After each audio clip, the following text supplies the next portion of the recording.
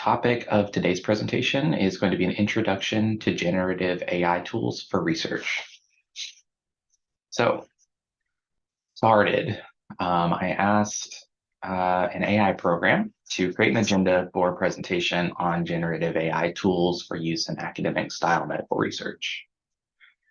And from Perplexity, which is my current favorite AI tool, which I don't actually reference in this presentation, it pops out this response. We have an introduction, gives us some subpoints there, understanding generative AI, discusses AI tools, how those tools are used in research, challenges and limitations, ethical considerations, writing clinical research papers, citing references, and a conclusion. So I took that and kind of spun it into a presentation that will hopefully fit a 30-minute time slot. Caveat, I have 81 slides, but most of them will go pretty quickly. So we'll do a brief discussion on what generative AI is, and then I broke this down into some specific topics that I think will be helpful for our purposes, which is to use this to help write papers, things like that. So we'll talk a little bit just at first about like current events as it's related to generative AI. So here we're looking at what's called the Gartner Hype Cycle. There are essentially 5 pieces of this, and it's how people kind of view new and incoming technologies. So you have a technology trigger, the beginning of the use of a technology like this. We move into the peak of inflated expectations, and then we valley down into the trough of disillusionment. There is a slope upward of enlightenment as we learn how to use the system properly, and then a plateau of productivity. And I think that generative AI is somewhere in this area of the hype cycle at this point. So I think a lot of people think this is going to solve all the world's problems, but I think we'll eventually realize that while this is like probably an iPhone or smartphone style transformative technology, it's not end all be all. It's another tool, albeit a fairly useful one if it's done correctly. Again, in terms of current events, so this is getting some notoriety in different areas. So the Journal of Pediatrics Instructions for Authors has a disclosure instruction. I can't read the whole thing at the moment, but it says authors must disclose the use of generative AI and AI-assisted technologies in the writing process by adding a statement at the end of their manuscript in the core manuscript file. And that statement must be included in the Declaration of Generative AI and AI-assisted technologies in the writing process section of your paper. So we're getting some pretty high impact journals, publications, avenues for dissemination of our research that's acknowledging that this is kind of here to stay. In addition, the FDA has made guidances. This is a discussion paper and request for feedback from the FDA regarding the use of AI and machine learning. This is not generative AI specifically, but that is used and discussed in this article. We can use this for things like developing IND applications and several other applications related to medical research. There are also international considerations. So this is a white paper that was published by the FDA, Health Canada, and the UK Medicines and Healthcare Products Regulatory Agency. So we're seeing this kind of all over the place. In terms of what generative AI is. So first, I think it's important to discuss like the spectrum of intelligence when we're discussing what AI is, because the term intelligence is used a little bit loosely. I think people think it thinks like a human, but it really doesn't. So if we look down at the bottom, let me pull up on a pen, a laser pointer.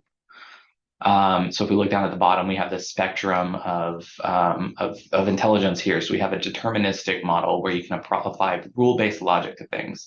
And you think about like old school chatbots where you type in something and it may not understand what you say. And so you type it in again and it doesn't understand, and you type it in again. It is highly dependent on exactly how something is put in to determine, how to respond, all the way up to probabilistic intelligence, which is going to be what these generative AI tools are using. So if we look at a picture like this and we say, okay, we ask the question, is this a cat, to an intelligence tool? Using a deterministic method with rule-based logic, we could put in information there and we say, okay, a cat has 2 ears, 4 legs, and a tail. So according to this picture, we see 2 ears, 4 legs, and a tail. This is a cat, either way you look at it. So on the rule-based logic side, we're going to see the requirements in order to determine what a cat is. On the probabilistic side, it's evaluating input of, what a cat is. It's seeing millions of pictures on the internet, or the training set that you provided, and it's able to say with a good probability this is or is not a cat. If you look at this picture, probably a better cat if we are all looking at it from a human standpoint, but based on the deterministic model of intelligence, we see 2 ears, we see a tail, but we only see 3 legs. And so is a deterministic model going to say this is a cat? Probably not. But when we look at a probabilistic model, as would be kind of employed in a generative AI, in generative AI technology, it would be able to tell us, okay, we know based on what rules we put in as cat, but we also have been able to use the information that was provided in our training set to say with good probability that yes, this is a cat. It's a very simple example, but kind of a way to start thinking about it. There are all sorts of generative AI tools currently available. So this is kind of hard to read, but over here we have text to image AI tools. We have text to video tools, text to audio, text to text, motion, code, NFT, 3D, audio to text, all sorts of different avenues to kind of use these tools. We're going to be focusing today on the text to text tools. So we go back to that question of what is generative AI? So in the purposes of what we're discussing, so text-based generative AI models use what's called a large language model.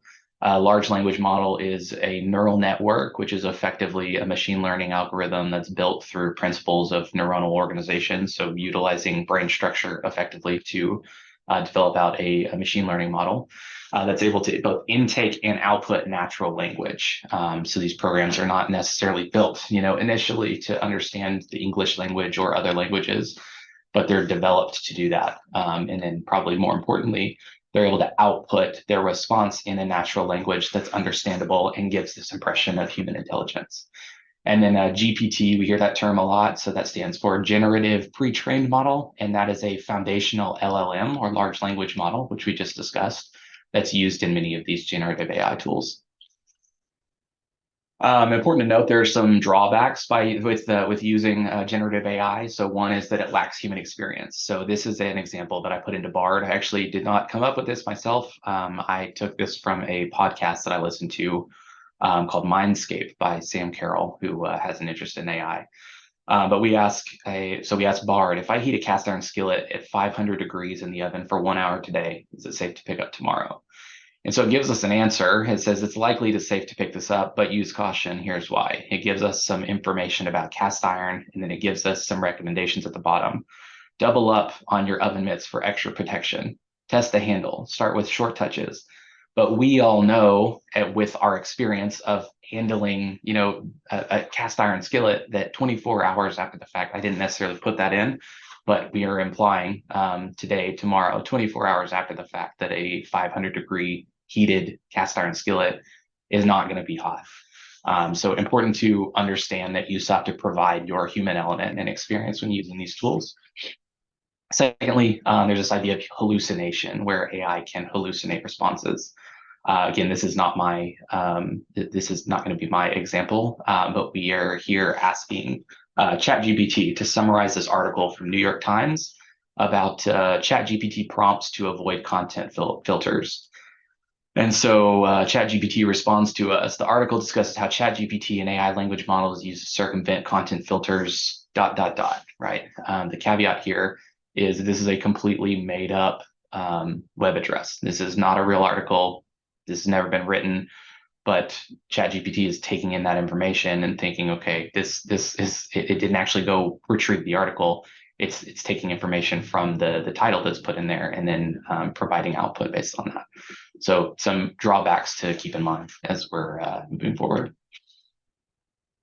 All right, so we're going to start by discussing search engines that use AI power essentially to help us out in medical research.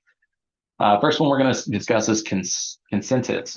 We can send these slides out, but so the typical format is going to be the first time that I introduce a new tool. It's going to be linked in the title for that tool. I can also provide a back-end slide that has all the links or an email, whatever we decide. But then the next one, just to jump forward real quick, is not going to have that. So first slide will have the link to each of these tools. But Consensus is a tool that is pulling research papers, and you're effectively able to look for an output that gives you a summary of 5 to 10 articles that are related to the area and provide a consensus as to what the experts in that area think. So in this example, we're asking consensus, does immigration improve economy? Again, these are not my examples, so let's not get political, just pulling these from other places. In this situation, we are provided a summary of the top 5 to 10 papers. So we have that summary there that's bolded in red. And then we also have a consensus meter that tells us yes, no, binarily what the experts in the field are saying about this topic. So we can click on papers. So if we go back, we have papers below the red summary and the consensus meter. We can click on those papers and be taken to full text if it's available. Alternatively, you can pull that to any other program and use, Cook accessibility to pull these if needed. But Consensus provides a consensus from the scientific community about your topic or question. The caveat there is you have to phrase your question as a yes or no answer for now in order to get that consensus. Next one we'll talk about is Evidence Hunt. And so this is a PubMed powered search engine. So you go to the chat function up there and you're able to come in and ask a question. So in this situation, we're asking, what are the major causes of lung cancer, spelled incorrectly, in South Asia? And it will provide you published articles in its response. And it can also provide the PMIDs of those articles as well. And again, you can pull these articles and read them, yourself. Here we have another example of how this tool Evidence Hunt can be used. So there are simple searches. You would enter the name of the disease and intervention you're looking to evaluate. And the tool will provide relevant publications and a PICO that includes population intervention, control, and outcomes analysis. Next, if we move over one, we have the category search. We can select a medical discipline and a category, and it can, you can ask questions if you'd like to, but it can also pump out recent articles that have been published in that area. And then finally, you can do a PubMed search directly from Evidence Hunt, and we'll pull papers for you there. This can be a discussion, so feel free to jump in and ask questions or anything as we progress. Next section we're going to cover is lit review tools. We have one primary tool here that we're going to highlight called Research Rabbit. And so we're just going to walk through some like how that gets set up and kind of how to use it.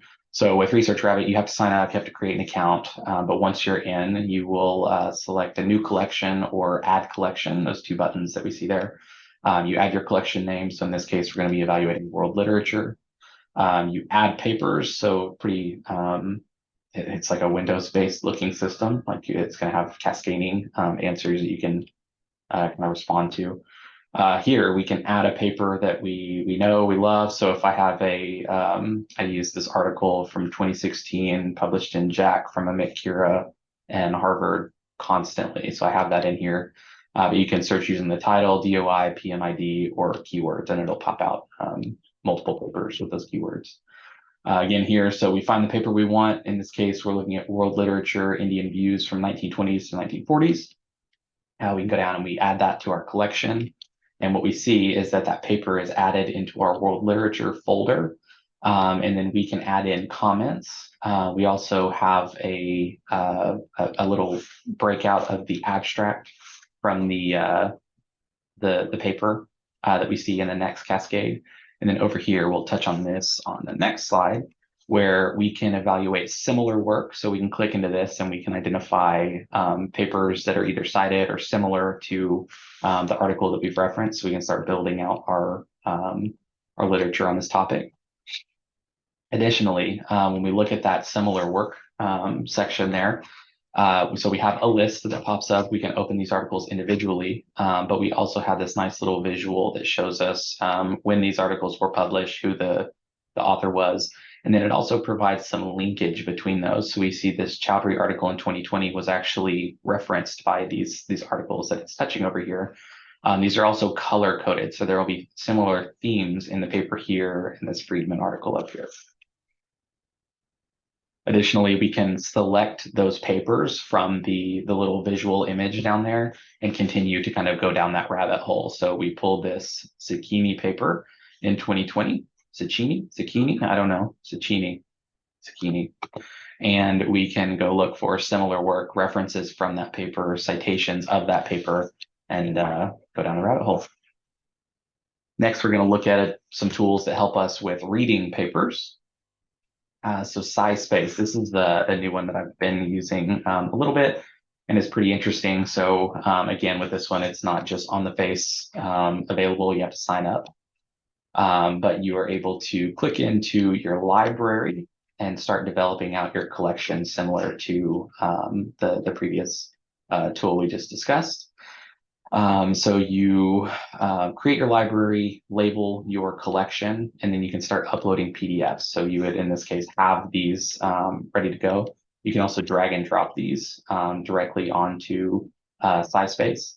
And what happens here is you are provided the paper in your view window, but then you're able to jump in and discuss with your Copilot questions about the paper. And so you're effectively using the PDF that you upload to become the training data set for the chatbot that you're going to be interacting with. And so in this case, we ask a question and it answers based on the paper. These chats are also saved, so you can go back and look at the questions that you asked and the data you retrieved from the paper. You can also brainstorm questions with the Copilot off on the right-hand side. So you can ask it to come up with questions. So it's asking, what are the contributions of this paper? Explain the practical implications of this paper. And you can type those in and it will answer those for you.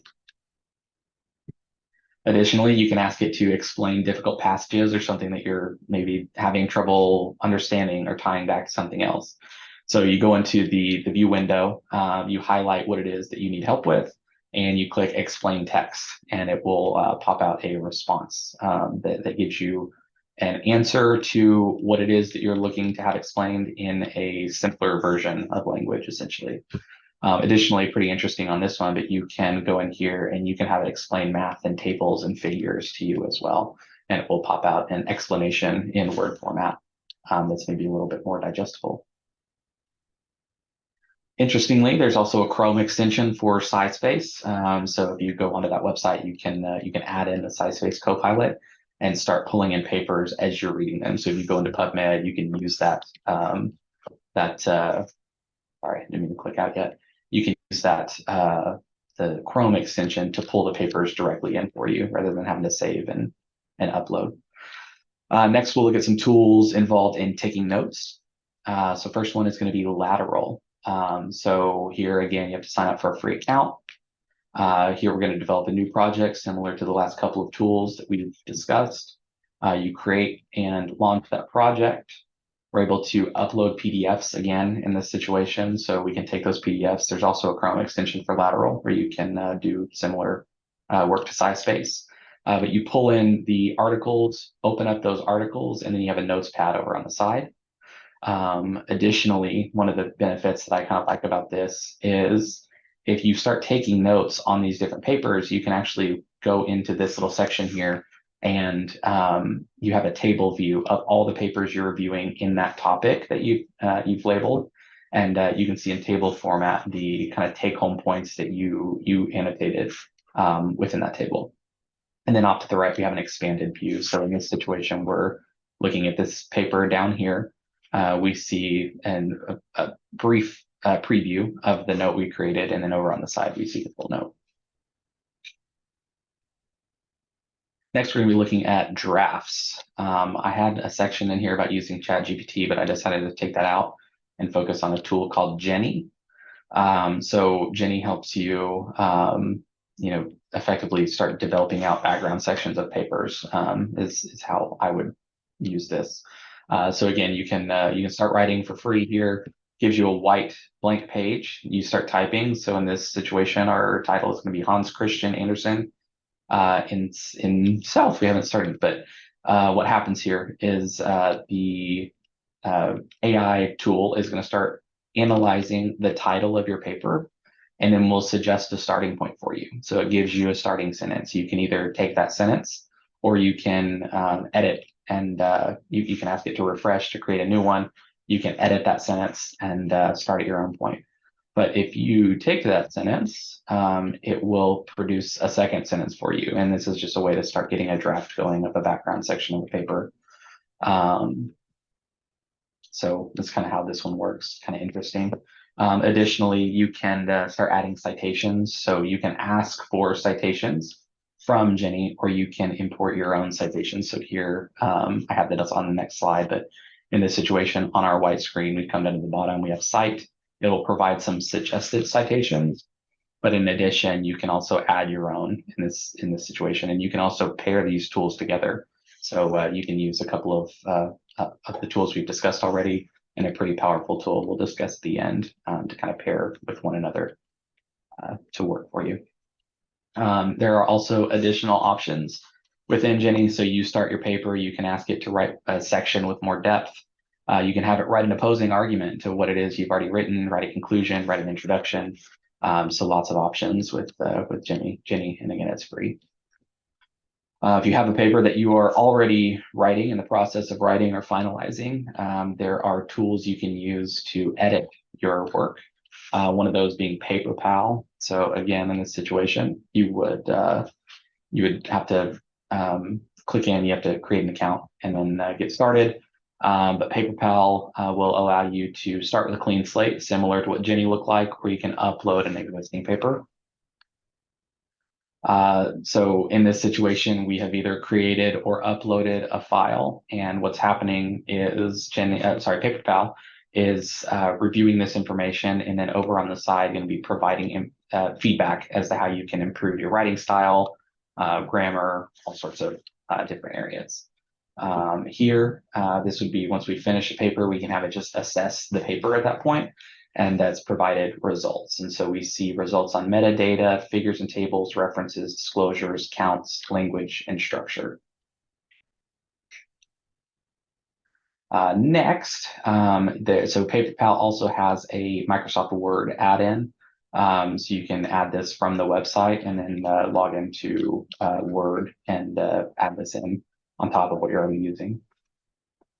Next is going to be citations. This is actually our last section, but the tool that we're going to discuss here, I know a couple of people on our team have used already, but it's a pretty powerful tool for our purposes because we are constantly, collecting literature in our respective areas. So Zotero is the tool we're going to discuss here, and this is a tool that you have to download. It's available for multiple programs. But if you go in here and you pull either the software directly onto your computer, there's also a connector with Chrome. Again, most of these have Chrome extensions, which are helpful. But in this situation, you have to, again, register for an account, create a new collection within the system. We're going to enter the name for this collection. Again, we have a topic that we select. We go into our Chrome extension. So in this situation, we're in Google Scholar. We look for literature in this area, click into that Chrome extension, and we can decide what papers we'd like to pull into Zotero for us. And what happens once you click OK, these get uploaded for you into your the program that we've put on our computer. We can click into that program and we can find the papers. We can open those if we'd like to. We can look up and search within the program for items by different identifiers. So again, here we can use DOIs, PMIDs, and some other tools in order to identify papers we'd like to pull in. So in this situation, we have started pulling in those papers. We can select them and open them directly within Zotero. But then when we get into Word at this point, this is going to be our extension that we added on. We're going to start utilizing this tool directly in our application. And we can select the citation style that we'd like for these papers to be kind of put in into our system. That actually went really fast for 80 slides. I was doing that much slower, I think, when I was practicing it. But that is today's session on AI tools. Any questions?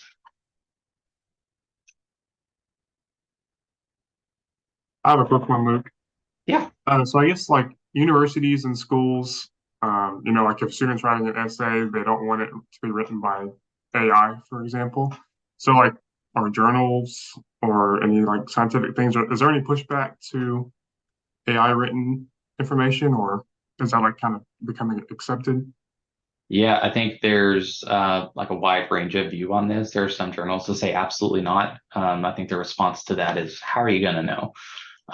So if you look at the tools that are being used in an academic setting, and this is coming up constantly, because the professors are highly against this, and the tool they're using is called like GPT-0, and it's effectively like a plagiarism finder just to determine whether or not your information is written by AI.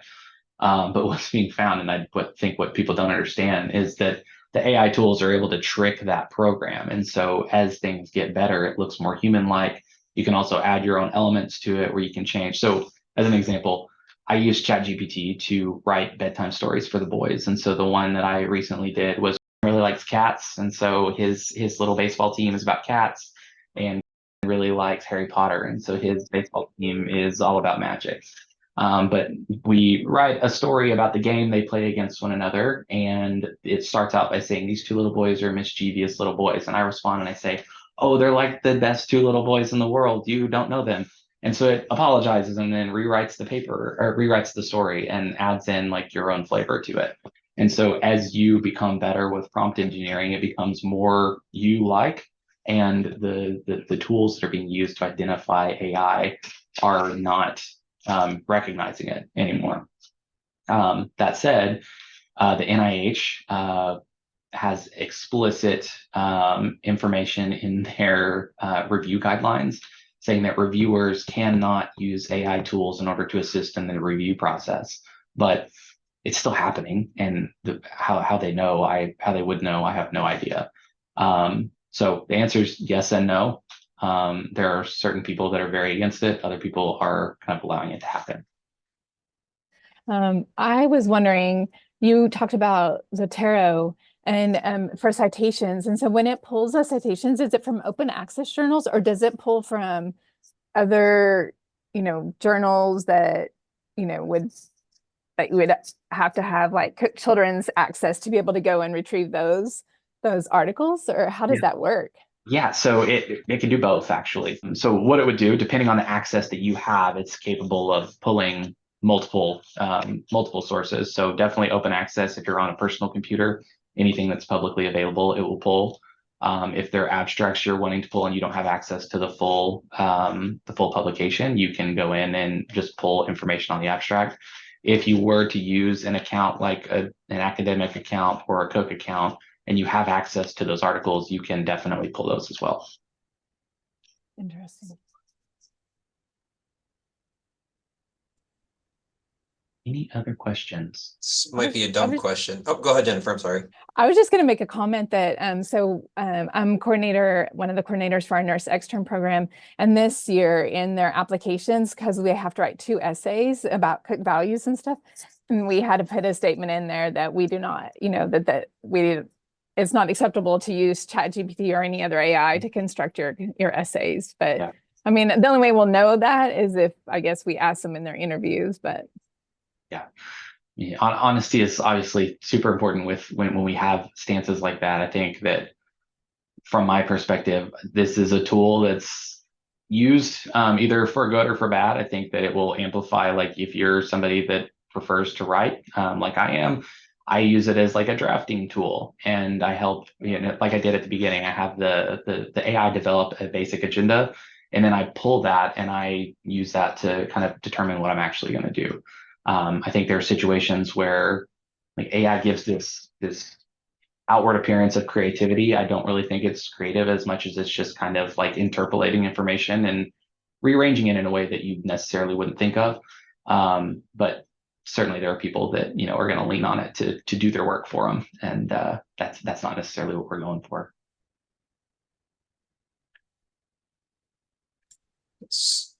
So my question is, my wife and I were talking about it the other day, but what happens when AI gets so powerful that we no longer are required for our jobs? And a physician just say, hey, I want to do a study on this, and then Yeah.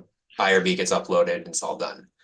Yeah, so anybody feel free to jump in on this. I think you know, I'm not an expert in this area. I think that there's two things going on there. One, if you're looking at like basic extrapolation, interpolation of information, then absolutely, you know, the AI is capable of doing that, and it's capable of doing that while we sleep and eat and get tired and are emotional and things like that.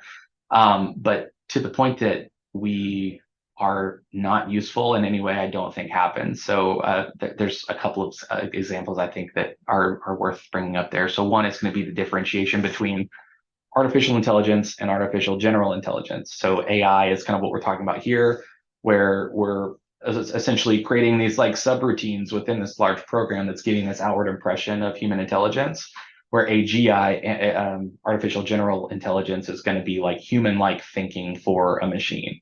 And I personally think we're kind of far away from that ever happening. But there are situations, right, where like ChatGPT has passed the USMLE. But again, I think when we go back to that example previously of like the human element of understanding, like, yeah, I can touch this cast iron skillet, there's still this level of experience that has to be kind of overlain on top of this just dump of output that is, you know, what AI is doing. So there are areas like law, I think, is going to be highly affected by this. If you're looking at it black and white, you know, was this law violated? Absolutely. Like AI can do that now, but there's so much gray in everything that the human element is still there. And so we become like the arbiters of whether or not AI is truthful in its like output. So I'm hearing job security. I think so. You know, I think another interesting example of Dave's question there is, and how the human becomes like the arbiter of the process, is kind of understanding what it is that the computer is thinking when it's doing a kind of a process for you. So if we provide an AI tool, we say, analyze this data. So we have like a payer mix. We have a group of patients that are, let's make this up on the spot. So let's say we're analyzing reimbursement rates for genetic testing for some panel that we're running. And we have, you know, 40% of our payer mix is going to be public insurance, the other 60% is private insurance. And we go to a tool like this that can take in natural language, and we can say, okay, help me optimize this data set to maximize reimbursement for our patients. What we're looking for in that situation is we're looking for insight as to what group of patients, what mix of those payers is getting highest reimbursement for the panel that we're running. But what may be interpreted based on the level of access that we provide the program to the data, what it may intake at that point is change the data. And so what it could do to optimize that is, if we see that the public insurance group is getting reimbursed at a higher rate, it may just go into that data set and replace public with, or private with public on the payer mix category. And that doesn't actually help anything, but to the AI tool, like, it just fixed the problem. And so there's this level of, we have to be the prompt engineer for the system to tell it what to do very clearly and understand what to do. And we also have to be the ones that say, we're providing you, you know, face level, you can touch the data and then remark on it, or you can actually get in and like change data. There's just levels of access and understanding, I think, that have to be added. I had a quick question, Luke. Yeah. So did you get a sense of firewall protection from user to user at all, or does it just learn from everybody and that's what the responses are based off of? So like if you have a novel finding that you're having it write something up for you, is that protected at all? Yeah, so yes and no. I think it depends on the program. So most of these are going to be like in a beta form, meaning that they're constantly learning. It's just part of like the background of these AI tools, is there's a machine learning algorithm that is taking in user input and determining, you know, that it's part of the training set. So there are people here that can speak to that more than me, but effectively what you're doing, if like for ChatGPT, is you're providing it an input of all the text ever written that you can get access to. And it's using that to consider when it's making its response. And so as an example, that 2016 Amit Kira paper that I referenced earlier on, when I said I add this to every reference, you know, that I every paper that I write, I talk about it.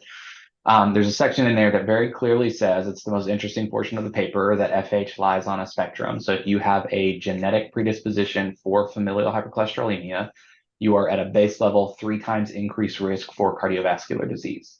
But if your LDL cholesterol phenotypically reflects that, the genotype, and you have an elevation in LDL cholesterol, your risk for cardiovascular disease can be increased as much as 25 times at that point. So there's this 3 to 25 times risk stratification based on your genotype phenotype. And if you input that paper into ChatGPT and you say, okay, tell me what this says about 4 times risk for cardiovascular disease, it will respond to me that Amit Kira in 2016 found that patients with FH and a genetic predisposition are at 4 times risk for cardiovascular disease. It lies within the spectrum that it provided within the paper, but my input influenced how it responded to me. And so at a base level, my input is not considered in the system. But in a lot of these beta systems, you can ask it to. It's kind of like Wikipedia. You can say, it provided an incorrect response here. Here's why. And that will be fed back to the human of OpenAI that's reviewing that for quality. So again, there's like a human oversight of all of this that's going on.